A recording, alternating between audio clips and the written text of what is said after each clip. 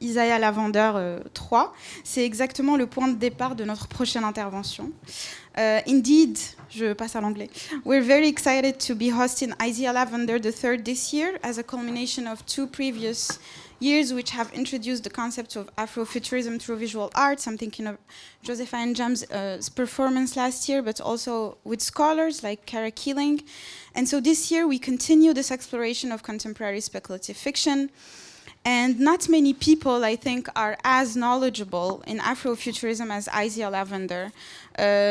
Indeed, he is the Sterling Goodman English professor at the University of Georgia. He has edited and written many books on the subject of science fiction, some of which you will find in the great selection that Offprint, our library, did just right there. Isiah Lavender has written a few books about how race and science fiction interact. He has also edited many anthologies. I'm thinking about his two most famous books, Race and American Science Fiction and Afrofuturism Rising. And within those, Isiah Lavender not only spans through decades of science fiction writing with great energy, he also tackles matters of literary history, hyperrealism, representation of violence, and he also likes to invent concepts. And his conference will stem from that, and we'll have then a few minutes for questions with the audience. So thank you so much, Isiah, for being with us. All right. Thank you. Thank you. Thank you. Can you hear me all right? Yeah. Okay. So before I begin, I'd like to thank Salma Makhtari, Flora Katz, Martin Guinard, and Juliette Kiernan, as well as the LUMA Arles organization, for inviting me to give this talk. Gleaned from my current book manuscript, Critical Race Theory in Science Fiction, now under review at the University Press of Pennsylvania.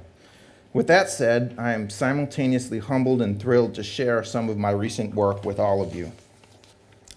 The American Supreme Court in Space, Samuel R. Delany's The Ballad of Beta 2. Here's the thing.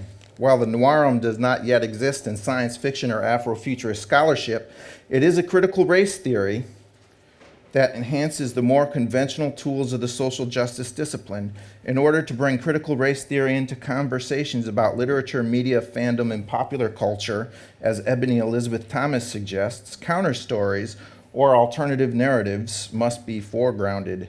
An elegant thought, not easily executed because science fiction, largely written by white men, often presents a colorblind future.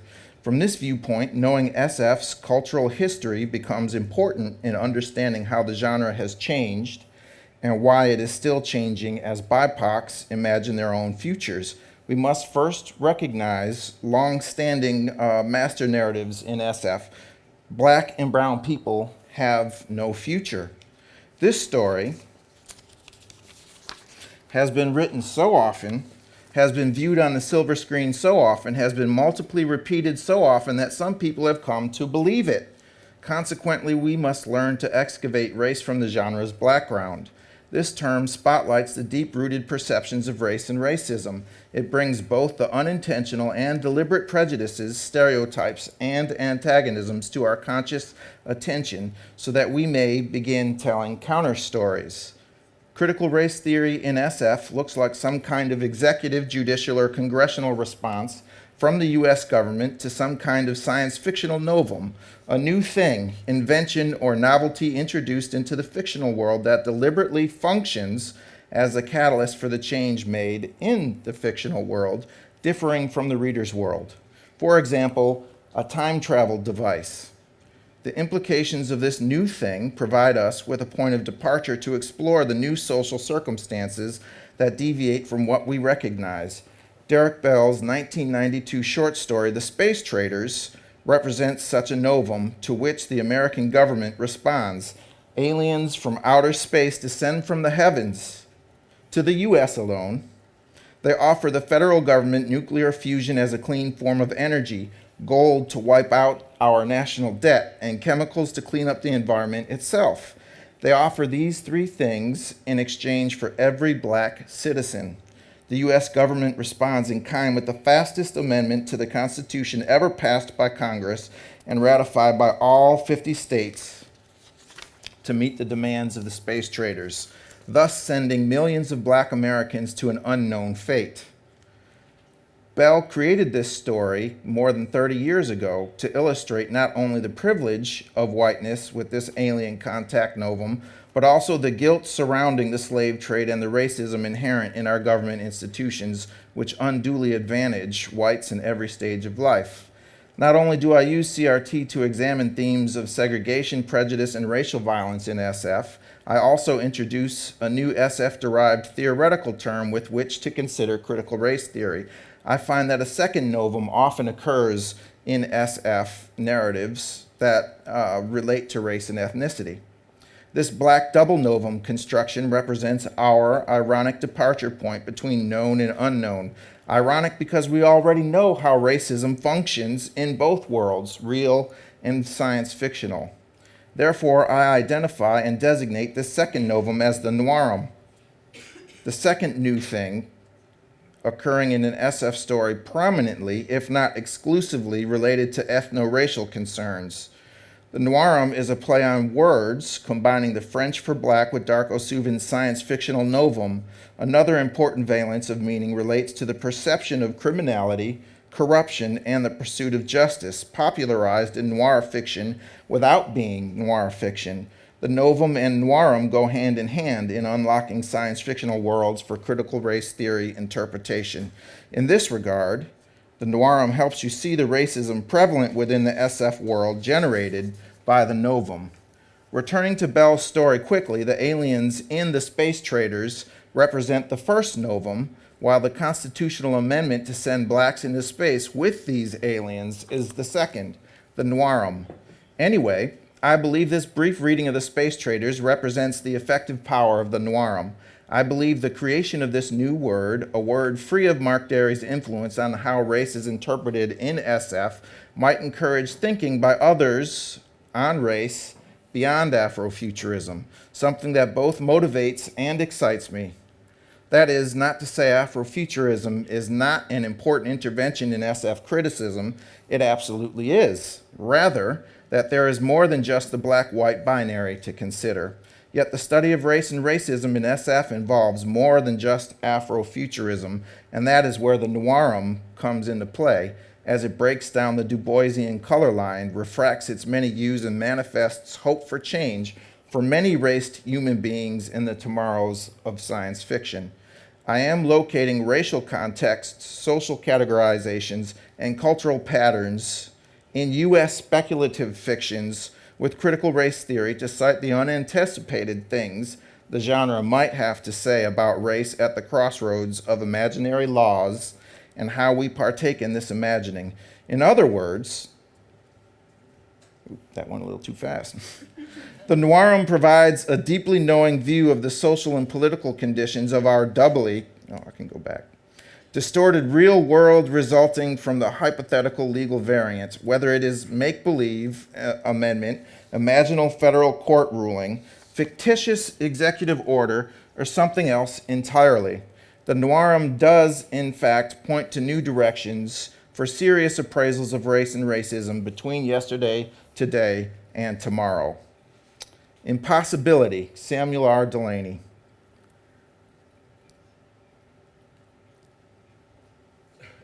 Delany himself occupies an unusual position as a black SF writer whose career begins in the 1960s with the civil rights movement waning and giving way to the Black Power movement.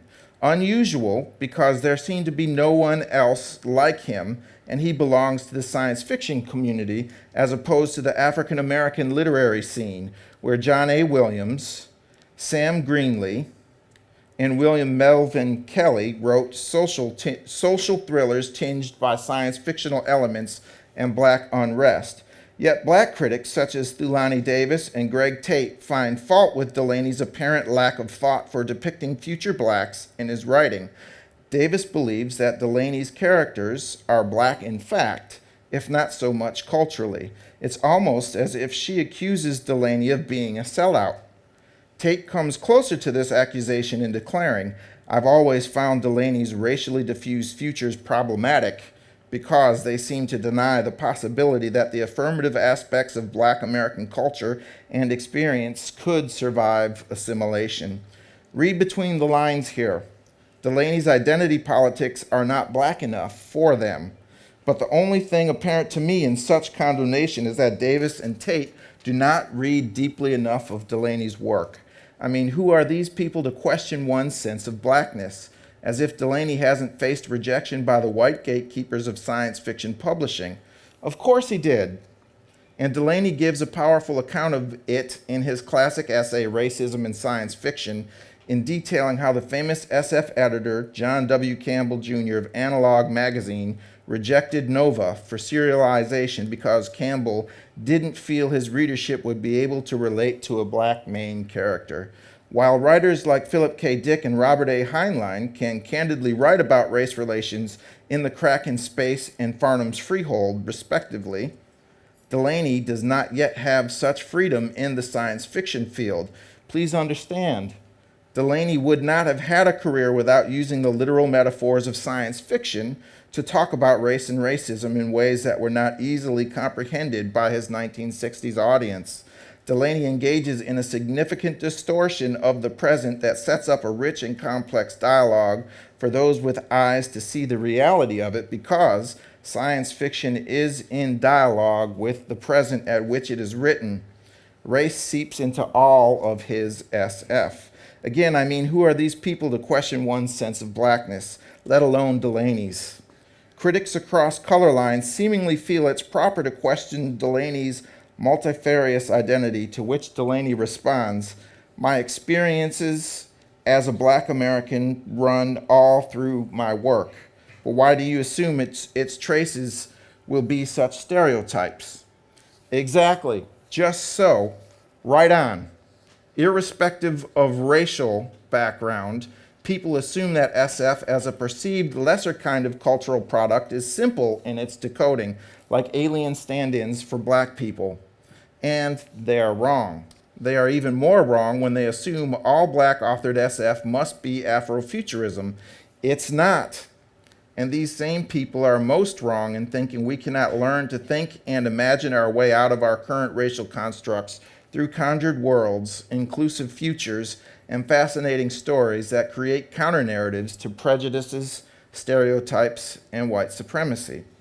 In this regard, I chose to think about the racial ramifications of his lesser-known 1965 novella, The Ballad of Beta II, through the noirum for three reasons. First, it's underappreciated. Second, it was nominated for a Nebula Award. And third, the court scenes it contains situate the novella at the crossroads of the civil rights and black power movements. Delany's Ballad. The novella begins with the Black Galactic Anthropology honors major, Joneni Horatio Tuabaga, in his nameless professor's office after class protesting a homework assignment with regard to the starfolk, the culture that sprang up on their generation starships, and the mysterious calamity of which the ballad accounts. Readers most likely assume Joneni White by default until hearing his African-sounding last name, mentioned only once, about a third of the way through the novella. At any rate, the professor makes short shrift of Joneni's many complaints about wasting time on the starfolk. The professor responds to Joneni's strong objections by stating, "You say you are familiar with the Nella Ballad collection, then no doubt you know the Ballad of Beta II. I want a complete historical analysis of that ballad from primary sources. That will be your detailed assignment for this unit," before summarily dismissing him. This brief interaction between student and professor represents the first layer of the novella. And so Joneni goes, but only after studying the ballad more closely. He requests a time adjustment through the clearing center of the university, a 24-hour time dilation equating to a week for the lab period, and arranges for his one-person starship to jaunt to the starfolk. So then, Delany cleverly frames his real story through this assignment and Joneni's effort to decipher the ballad's meaning, with the actual story being the initial alien encounter between Captain Layla of the Beta II and a cosmic entity known as the Destroyer, which results in a child, as well as Layla's prosecution and death by the devolved starfolk who call themselves the Norm. This child, known as the children of the destroyer to the starfolk, a powerful multi-being born of miscegenation, guides Joneni amongst the ruins of the Sigma Nine and aids him in understanding the ballad. Consequently, the novella's novum involves generation starships and alien encounters. Part of the tragedy manifests because of the speed at which technology progresses, with humanity developing faster than light drives a mere 60 years after the giant generation starships depart Earth to colonize Leffer 4. 12 generations have passed by the time the starfolk ships arrive in orbit, where they find the planet already colonized by an unrecognizable humanity, at least to the starfolk, who have suffered from radiation and alien contact crossing the stars. Ultimately, Joneni discovers the metaphors and imagery contained in the ballad reveal the actual history of the voyage, and he understands the meaning of the all-important 13th stanza of the 16th-stanza folk song. She walked through the gates and the children cried. She walked through the market and the voices died. She walked past the courthouse and the judge so still. She walked to the bottom of Death's Head Hill.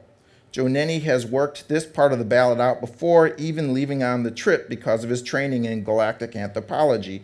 In short, galactic anthropology must be defined as a study of humans, their origins, physical traits, institutions, religious beliefs, social relationships, artifacts, etc., in space. Because of his superior research skills, Joneni figures out that the children are born in the market, that the market refers to the carefully monitored reproduction facility on each of the 12 starships where they can maintain the consistency of the race and protect the mechanically birthed offspring from radiation deformities. Likewise, the Death's Head refers to the reconverter of waste material that could also be used as an instrument for capital punishment. The sight of this machine recalls pictures and descriptions of the Auschwitz atrocities. It is impossible for Delany's audience to miss the Holocaust reference, nor its implications as the plot unwinds. With his interest piqued by his unraveling the 13th verse's meanings, Joneni sets out to discover who the she of the stanza is and meets the boy who helps him find the logbook of Beta 2 City, the property of Captain Layla. Layla happens to be the alien child's mother and the subject of the ballad. Alien encounters. The second layer of the novella concerns the alien encounter between Layla and the destroyer. This meeting results in the green-eyed child of the ballad, who just so happens to be Joneni's guide roughly 250 years after the first alien encounter.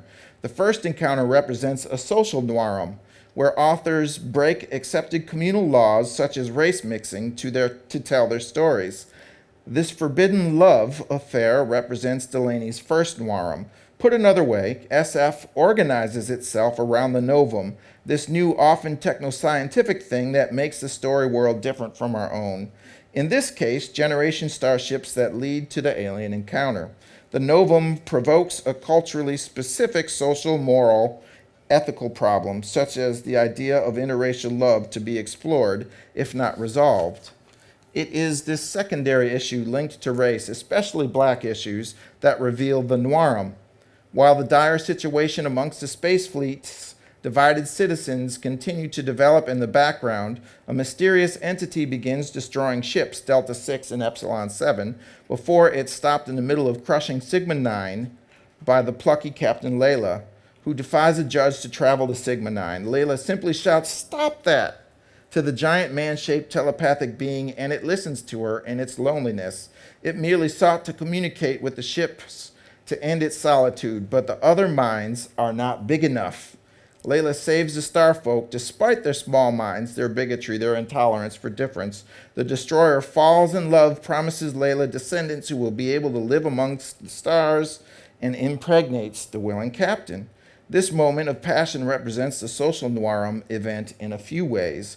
First, Delany mirrors an interracial coupling through this alien encounter, thus breaking the racial taboo of a black man sleeping with a white woman. Second, this alien sex results in a biracial child. Third, the child could possibly pass for human, if not a white human, but Captain Layla later dies for it. Skin color becomes incredibly important to the text with respect to the hybrid child from this illicit relationship between the captain and the alien destroyer. Delany describes the boy's luminously white skin and also notes hair fine and pale and long to initially code the boy as white. Yet Delany veils his racial critique through this radiant skin and good hair, while also hinting that the boy is biracial since his nose was flat.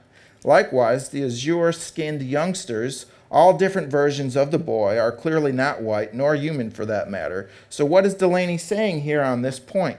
I believe Delany thinking it is absolutely ridiculous to define races by skin color, which in turn gets used to determine human potentials such as intelligence, beauty, and athleticism, or violence, hatred, and prejudicial tendencies. He makes his disdain palpable through this aggrandizement of science-fictional metaphor in its literalness. With respect to the subject of racial passing, the human-appearing boy never attempts to pass for human. Joneni asks him, "What are you?" After witnessing spacewalking without a suit, telepathy, and his duplicate versions winking in and out of physical space, among other logic-defying things. Delany does not create a passing narrative here because the boy does not claim a racial identity. He merely shrugs his shoulders at this inappropriate question as a means of deflection. The boy never attempts to mix with the star folks who prize their own sameness and segregation. He merely accepts his own difference and expects Joneni to accept it in time. Earlier, I mentioned the strong sectarian divide between the ship's inhabitants that resulted in the development of two groups, the norms and the one-eyes, with only the judges and captains as a buffer. This philosophical rift represents the third layer of the novella that largely takes place in the background of the ballad, the racialized superstructures hiding in plain sight, deeply embedded in American culture and the SF genre itself, both absent and present traces of racial meaning. In subversively talking about racism, Delany directly employs a second, more overt noirum in the Ballad of Beta II, through a powerful science-fictional distortion of the long civil rights movement and the social upheaval caused by various Supreme Court rulings, congressional acts, and presidential edicts going on that he himself witnessed and lived through in this tumultuous period. Let me expand a bit more on the turmoil of this time period in American history. For example, the first Freedom Riders,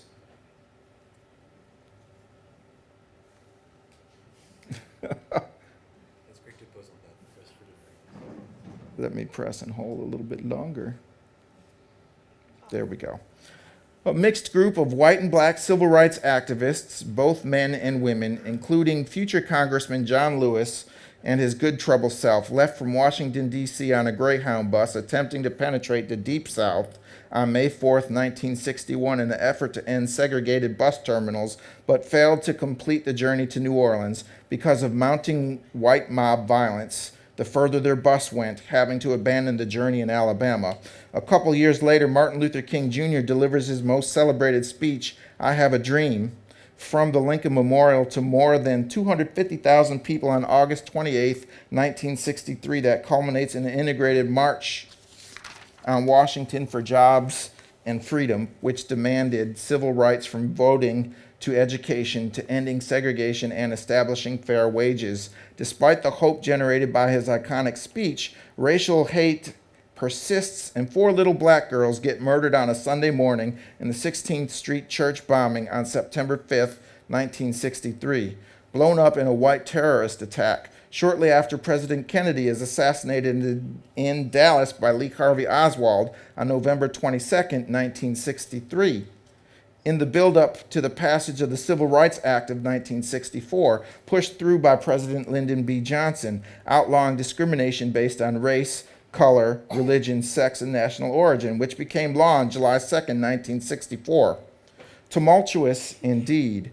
Delany finishes writing the Ballad of Beta II in August of 1964, and it is quite impossible that he was not thinking of the civil rights movement during its writing, especially with the Voting Rights Act of 1965 to swiftly follow. Of course, Delany will not tour parts of the Deep South until the mid-60s during the writing of Babel 17, published in 1966, when he hitchhikes from Florida to Texas with Bob Folsom.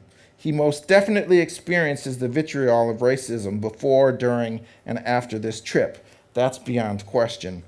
Inhumane justice.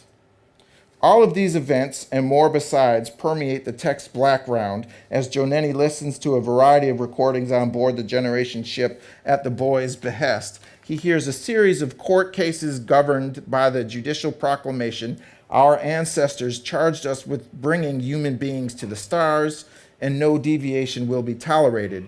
It becomes clear that the norms are the star folk, symbolic of white America, and the one-eyes are those who are deviant for any number of reasons that are being persecuted. The norms make the laws of human being and stringently interpret them to benefit norms alone, which emboldens them to kill anyone that deviates from their criteria, anyone deemed different. The norms desire to remain segregated in their sameness and will not allow for diversity in their gene pool. Consequently, only norms are true human beings, and everyone else will be massacred. A case in point, Layla's pregnancy results in her trial and execution by the norms for deviating from accepted artificial birthing rituals. Layla RT 857 versus the norm. This sham trial reads like a prelude to a lynching in some respect. Captain Leela's trial and execution enables the judge to both undermine the captain's authority and topple them, hence paving the way for the wholesale extermination of all one-eyes, those deemed unfit from the norm, across the fleet.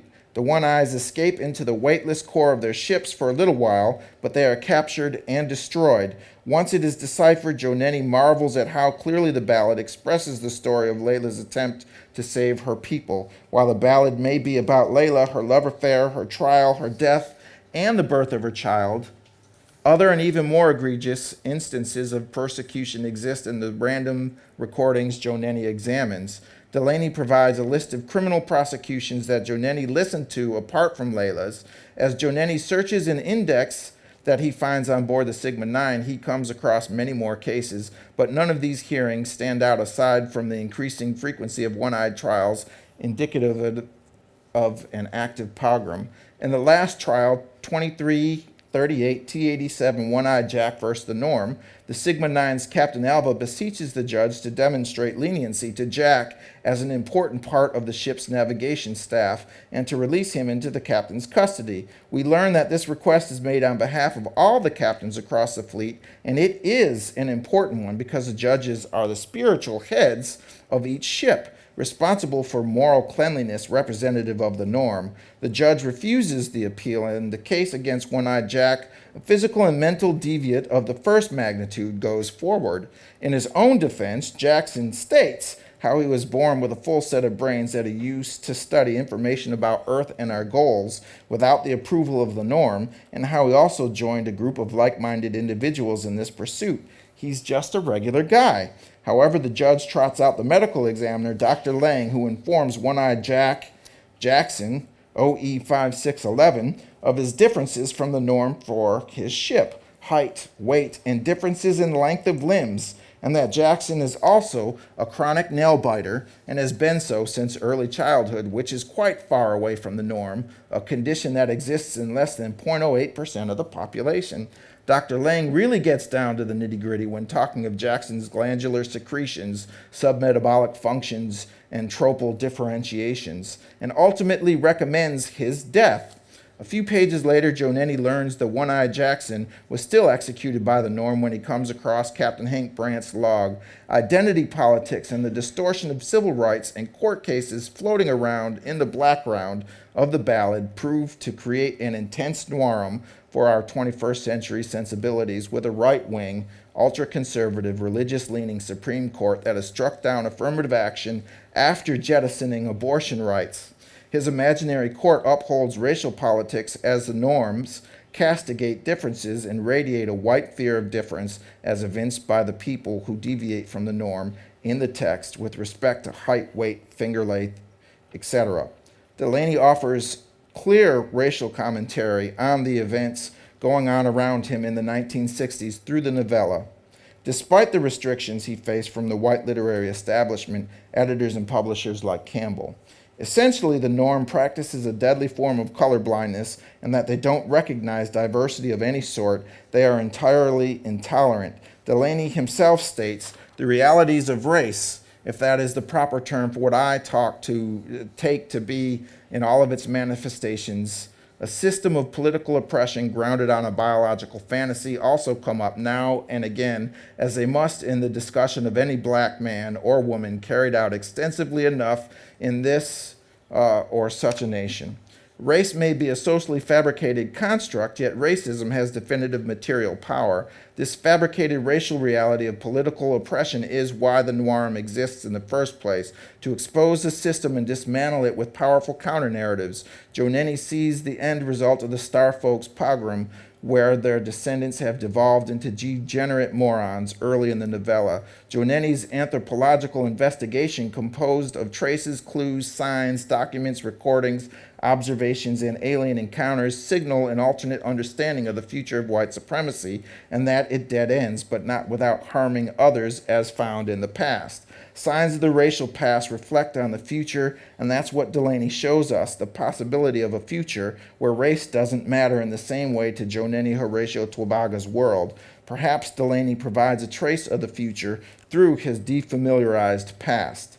As a whole, Delany creates an absorbing counter-narrative to the prevailing social conditions of the mid-20th century United States. He grapples with the racist legacies of the Jim Crow era and the ongoing struggle for civil rights in what seems a never-ending battle lasting beyond this moment, sometimes referred to as the Second Reconstruction, roughly the end of World War II through the early 1970s, as the country attempts to correct American apartheid through government actions and laws. The noirum allows us to read, to both witness and testify to the emotion structures of Delany grappling with black consciousness and white anxiety. It gifts us the ability to see and resist color line politics through science fiction narratives. This resistance could be constructed as Afrofuturistic. There is hope for justice and hope for equality and hope for a real freedom, a freedom to go where a person wants, when a person wants, to do what a person likes again and again and again as we circle the sun. The noirum insists on BIPOC belonging, citizenship, and freedom as it explores racial myths and hegemonic discourses. Merci beaucoup.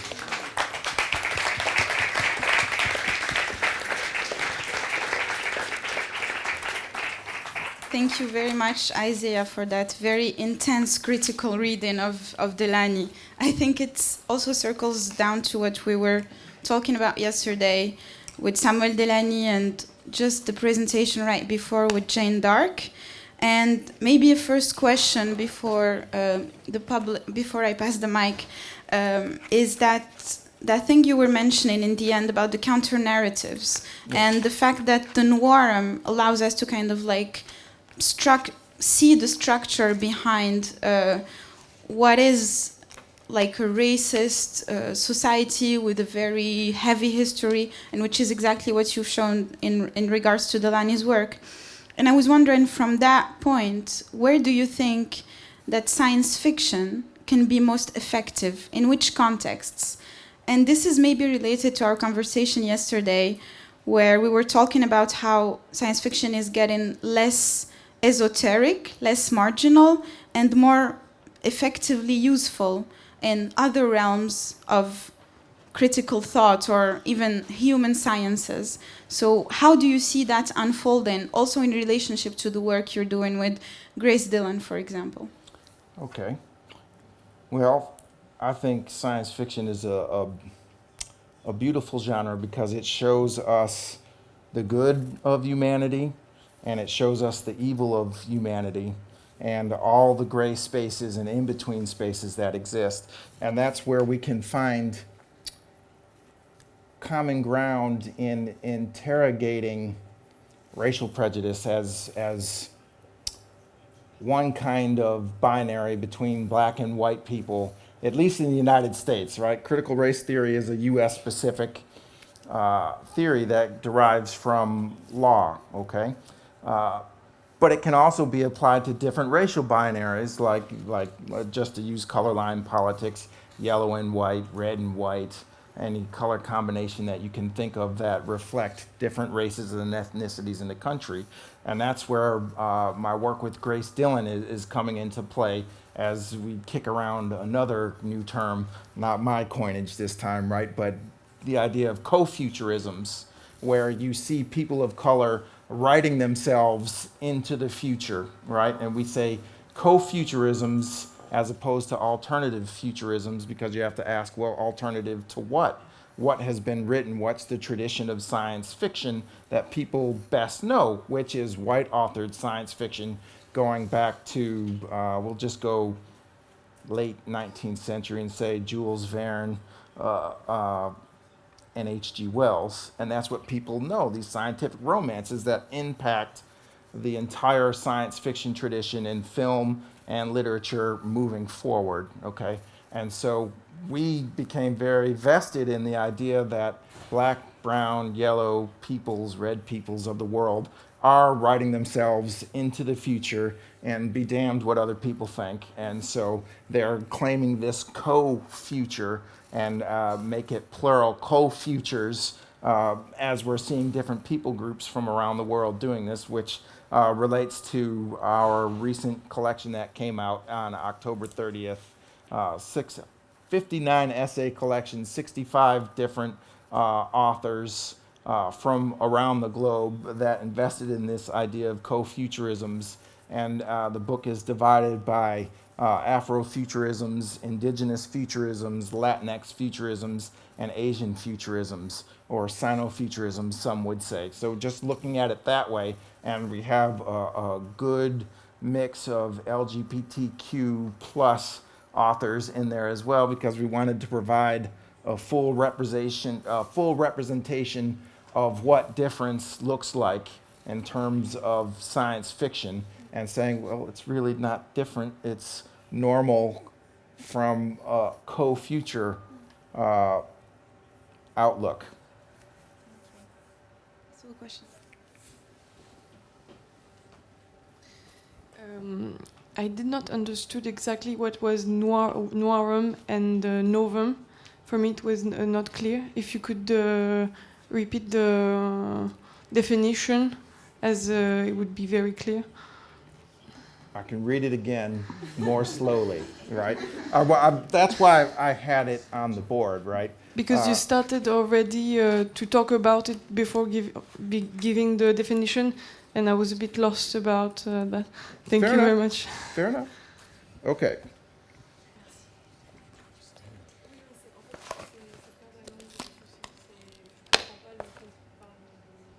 So the noirum is the second new thing that occurs in a science fiction text, right? So you have the novum, which is the new thing. I use the example of a time travel device or a teleporter, for example, or we could say flying cars, since those are right around the corner, right? Those kinds of technologies are going to impact our future. Science fiction writers have already been envisioning it for 50 or so years. So I came up with the noirum, which is something you often see in stories where law becomes prevalent in relation to this new thing, this novum, and this law ends up changing the future for people of color, right?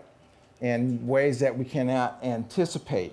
And maybe I've had the slide go too quickly, so I'll give you my word for word definition from my book that's under review. Okay, so here we go again. I would click and bring it up again, but they've moved on to the next person. So the second new thing occurring in an SF story prominently, if not exclusively related to ethno-racial concerns. That's the noirum. The noirum is a play on words combining the French for black with Darko Suvin's science fictional novum. Another important valence of meaning relates to the perception of criminality, corruption, and the pursuit of justice, popularized in noir fiction without being noir fiction. So the novum and noirum go hand in hand in unlocking science fictional worlds for critical race theory interpretation. I stress critical race theory interpretation because it's not Afrofuturism, right? In this regard, the noirum helps you see the racism prevalent within the SF world generated by the novum itself, okay? And then another definition, I offered a second one in my slides. The noirum provides a deeply knowing view of the social and political conditions of our doubly distorted real world, resulting from the hypothetical legal variant, whether it is a make-believe amendment, imaginary federal court ruling, fictitious executive order, or something else entirely. So the noirum does in fact point to new directions for serious appraisals of science fiction. And that's as clear as I could distillate it in my own writing and thinking without providing further examples, which is what my book is for.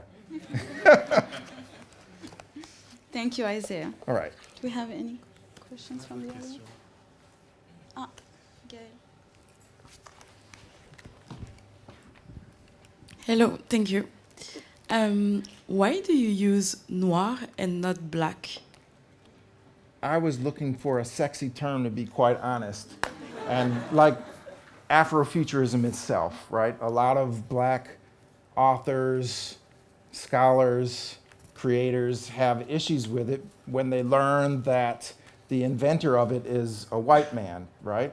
And he, the way he describes it in that suite of essays with the little essay that comes before the suite of interviews with Samuel R. Delany, Greg Tate, and Tricia Rose, is I discovered this undiscovered territory and I took stepped foot in it, and it's like, well, you're using colonizing language, and that upset a lot of folks that I know. And so I ran with Afrofuturism for a little while. I still do. I think it has value. I tried to create my first own term with otherhoods in my very first book. That did not take off, right? Afrofuturism was there first. And so noirum to me was I've been studying critical race theory since 2007, 2006. I have the first essay on science fiction and critical race theory in 2009. And I've been with this a long time before the Republicans of my country got wind of it and twisted it into this terrible thing that it is now in the United States, right? And so I wanted to find some kind of new way of reading science fiction where legal issues came up, and that's why I use the Space Traders. That's the first time I came across this idea of a second novum popping up in a story that was related to law. And so I ended up tracing it back even further. There's a short story called the NRACP, written by a white dude in the 1940s, just after the end of World War II, where they want to solve the race problem in the US. So they end up shipping all the black people off to, we'll call it the concentration camp or internment camps, if you think of Japanese American plights in the Second World War in the US, right? So we call it internment camps. They end up turning them into food and feeding the rest of the people, so they have a genocidal movement going on. And that's comes about because of a legal law that occurred in the Constitution in that short story, which is the second change, which I was like, oh my gosh, I can't believe this. And so Heinlein and Philip K. Dick are able to write about racial subjects and get published, right? Like The Crack in Space is all about a black president and overpopulation. What do? They freeze black and brown people and put them in facilities governed by Congress, and then they find this parallel world that is run by the Neanderthals, and they go to war and they wake up all of these people that were sleeping, and there's a war, and you're like, oh my gosh, this is pretty crazy. Again, a legal thing, but Dick is popping with all kinds of ideas in all of his novels, if you've read any of them, right? And so I found that fascinating, and then you could go to all kinds of authors from there. Like there's oh, why am I blanking on names? Well, that's irrelevant. There's a lot of these stories that exist in science fiction that I began seeing as I was exploring this idea of mine that maybe it'll catch on, maybe it won't. maybe in 20 years it'll be synonymous with Afrofuturism. Maybe not, right? So it's a shot at achieving immortality if I let my ego speak a little bit here. So actually, that's great because we had this morning a storytelling workshop led by Phil, and you're kind of continuing it by giving us all your tips to make your words heard. Hi. Okay, so I'm going to ask you a question that I have been struggling with. Okay. And bear with me as it comes into formation. So I spent a lot of time in the US over the last decade and a little bit in just very black spaces. Kind of really understanding blackness as an ontology and not so much as identity politic has been kind of my orientation. Historically, I grew up in the Middle East, and I have been back there over the last few months thinking about this concept of co-futurisms. And I know Grace Dillon gave a lecture here last year at this conference, which is where I first encountered the term. And this notion of people from all over the world writing ourselves into the future from the non-center historically, or whatever you want to call it. And in that work that I've been up to, there's something that struck me about this idea of a racial binary that is a product of the US specifically, but also all of this black freedom practices, black freedom imaginings, critical race theory, and the language that it has offered for liberation globally. And so it's this like complicated thing of not wanting to export necessarily US racial politics to the rest of the world, but it feels like there's something centrally about blackness that's at the heart of thinking about the collapse of empire. And for me personally, the reason I've been struggling with it being in the Middle East right now is that it's both been a site of, it has a complicated relationship to empire, where there's been colonization, but there's also a longer history of empire, whether it's the Ottoman or other kinds of projects of empire, the Mughal Empire, etc. And so it's like there's a fracture for me in the thinking, and there's something. I'm thinking about the last chapter of Saidiya Hartman's Lose Your Mother, where she's talking about, again, blackness as an ontology and that situation of the black American body specifically and being at a very particular relationship to dominant power that has value for all of humanity from being in that specific position. And I think it's so important when we're talking about liberation, we're talking about like collapse and rebuilding and just ontologically what blackness has to offer. And to me, it is very black, and it is very black specifically in the context of the US.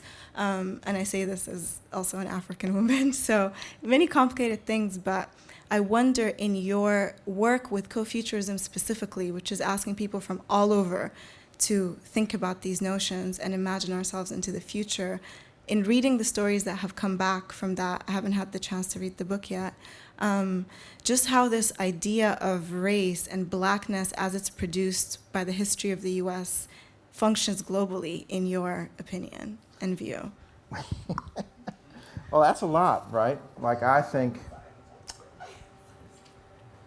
black Americans, US specific, and I guess we can say throughout the American diaspora, including Central, Caribbean, and North America itself, have really been, pardon my language, fucked up by the experience of slavery and the traumatic effect that has had, that has echoed into the future in terms of the power structures of the United States.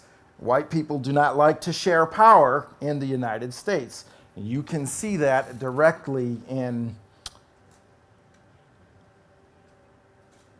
I guess I want to say, Orange Hitler trying to get back into the office, if I can, and bending the law and not being put in jail right now for all of the crimes that he's committed against the American people. Just being honest, this is me saying how I feel about it, right? a black ontological outlook would be fantastic, right? But lots of black people in the U.S., again, don't feel that way. They feel hurt. They feel violated. They feel like they are looked down upon by the masses, right? And so that's a hard thing when you have all of the laws, all of the social situations going against you, and to have something like affirmative action that is not a hand out, but a hand up, stripped and taken from people, making it more difficult to find a pathway into the future, and not just for black people, but women in the U.S. as well, and other racial minorities, and differently abled peoples having to struggle against the dominant racial group in the country. It makes it a difficult thing, right? And so when I mentioned the Du Boisian color line in my talk,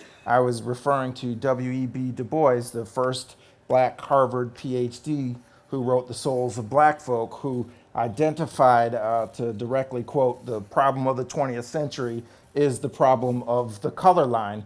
That's the problem of the 21st century as well, at least in the United States, as I see it, less directly in my limited experience of South America and the Caribbean, and even less so in Europe and Asia and I guess I want to say the Middle East and Islamic groups that are racially diverse as far as I can see. And so you get outside of the U.S. and you can begin to see acceptance where everyone is human and people acknowledge differences. They actually see color and they don't say, oh, well, I'm colorblind. It has nothing to do with how I see. Well, no, that's just an excuse that allows you to manifest white privilege towards other peoples, right? All throughout the U.S. And it's a terrifying situation, right? And so that's why when Grace did her initial work with indigenous futurisms in unlocking the world for the various indigenes across the globe, she turned it into something fabulous after Afrofuturism had emerged. And so our partner, Bodhisattva Chattopadhyay, who's at the University of Oslo, had this great European Union grant in which to explore and develop his Co-Futures project, of which we ran with in terms of, we've already got this new term that's different to alternative futurisms. Let's use it. Let's blow that out and see what it looks like. And so he's doing fabulous things if anyone wants to look at the Co-Futures. And then we found a younger scholar in Taryn Jade Taylor, who's a Latinx, to get on board and help us develop those kinds of things as we were looking at what would a multicultural future look like in terms of how people of color imagine science fiction and interpret science fiction stories. And so that's what the entire collection is about. And I guess that would be my answer, but I'm going to say that book is very expensive, right? It's a Routledge handbook, so it's like $270 or pounds, which is a lot. It's meant for library purchases. I think that you can get it for like $35 digitally. Don't quote me on that though. Yes, it's still expensive, unfortunately. So have your library buy it and make a lot of photocopies. That's old school style that I used to do anyway. Maybe we have some time for one last question and one last quick response. I'm sorry, I'm long-winded. All good. My question is, I really enjoyed and thought it necessary for you to talk about critical race theory as a really necessary practice that has pre-existed the counterinsurgent sort of strategy of the U.S. government to erase Harriet Jacobs, Toni Morrison, Tony K. Bambara from the record. This sort of necessary, you know, it's their COINTELPRO of the moment, right? Or Yeah. their, so I thought that was really necessary to bring up how this is a revolutionary practice that pre-existed. Its present attempt to snuff it out at this government level. And I have a question about how the noirum Yes. operates, given that that is a real thing that's happening, and how it obscures the possibility of a imagined noirum. And I guess the example I'm thinking is that, you know, you kind of talk about Philip K. Dick's story about a black president being a speculative thing, and then, but now it's the past. And then also, you know, the Senate hearing on UAPs, I don't know if you watched it, that happened a few months ago, which is just the Senate talking about unidentified flying pyramids that are, you know, that the government has, the U.S. government, you know, apparently has in some place or has some program to, you know, recover them. You know, I think that was the kind of central idea of that theater. So I guess I wonder how because those feel like noirums that happen in real life, if I'm understanding the phrase correctly, how you imagine that affects this sort of practice of critical race theory operating in the speculative or future, especially in these ways that we see that it necessarily tries to destroy essentially the U.S. government. Right. Well, science fiction is always in dialogue with the present in which it's written, right? And so 60s stories, obviously the writers are taking in and imbibing of the environment in which they are living and operating, right? How can they not? Which is why I was talking about Delany and his experience of the civil rights movement. And so it's not really science, it's just fiction. It's a marketing category when you think of science fiction. As people are telling these stories, they're really telling what they perceive as truths of the realities they experience within, to use science fictional realities, within the time that they're writing it. And so we're looking backwards into the 60s. I'm looking backwards from now, 50, 60 years into the past and pulling these things out as critical race theory has developed, right? I'm sorry, I want to go deep into this. Maybe we can talk after, but I don't want to impinge on anyone else's time. So let's talk. Yeah, thank you so much, Isiah. Thank you, everyone, for all your questions. Thank you. Thank you.